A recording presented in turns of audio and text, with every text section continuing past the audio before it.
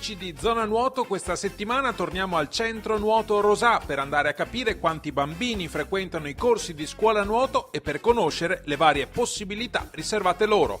A Rosà, innanzitutto, il bambino ricopre una percentuale elevata all'interno dell'intera utenza. In un'utenza di 4.000 persone, 1.000 sono bambini, oltre anche qualcosa di più, che vengono nell'arco della settimana di corsi che vanno dal lunedì al sabato. I corsi iniziano alle 3, 3:30 del pomeriggio fino alle 7, poi la vasca è destinata all'utenza degli adulti.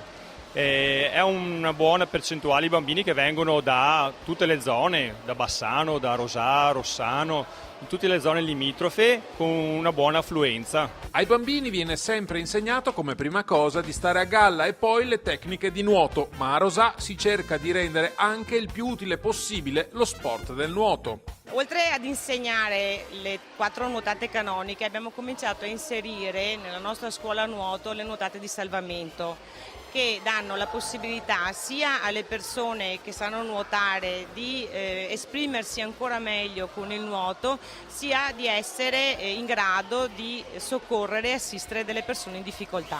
Sempre attenti alla crescita dei loro figli, ecco che cosa chiedono i genitori a Rosà. Chiedono sempre di più.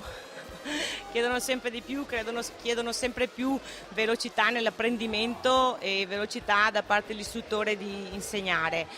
Tante volte dimenticando che ogni bambino ha la propria capacità di apprendere e le tappe di insegnamento e di crescita dei bambini vanno rispettate. In effetti ogni individuo nella vita ha i propri tempi di apprendimento a seconda delle proprie attitudini.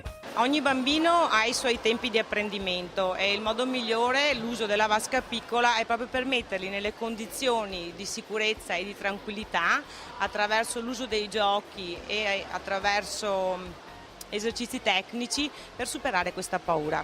È fondamentale dunque che i genitori non siano soltanto coinvolti nell'attività dei loro figli, ma che siano anche informati sulle loro progressioni e sulle difficoltà natatorie. Noi puntiamo molto al rapporto con i genitori. Effettivamente i genitori non sono in vasca proprio per lasciare al bambino la tranquillità di lavorare e non distrarsi facilmente.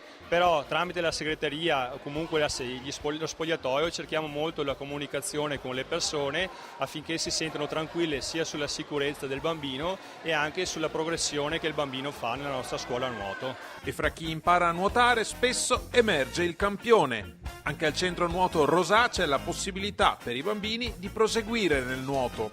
Dobbiamo tenere in considerazione che da questa scuola nuoto esce tutti gli atleti della nostra squadra agonistica, che a livello giovanile si piazzano fra i primi in Italia e su 20 atleti che potrebbero andare ai campionati italiani, ben 16 si sono qualificati. Eccoli allora i protagonisti di Rosà, avviati alla carriera agonistica, dei veri e propri atleti in miniatura con una carica di simpatia incredibile. Qual è la tua specialità, quello che preferisci?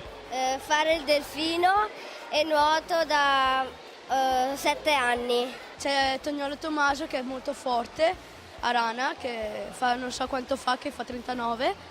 C'è Guidolin Davide che è forte a dorso, che fa 35,8, io a stile, e poi c'è De Luchi Pietro che è forte a delfino.